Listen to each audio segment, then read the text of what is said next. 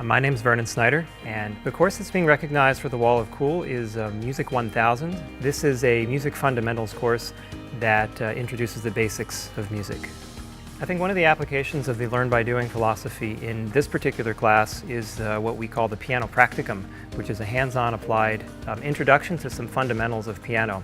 So every student has the opportunity to learn some basic elements on the piano. We have a wonderful 16 keyboard piano lab here in Building 24.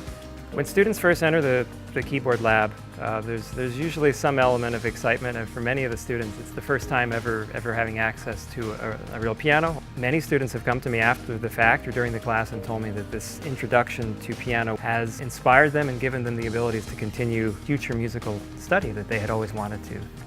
I think one of the challenges of implementing technology in the classroom, of course, is always having to learn new technologies yourself.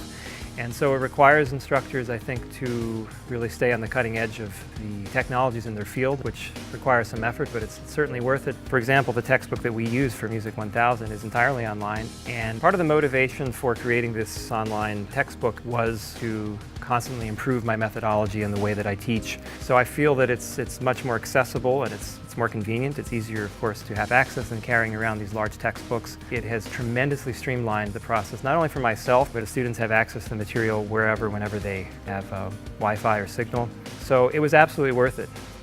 For any other instructors considering writing an ebook, I recommend it 100%. It's been a very rewarding process.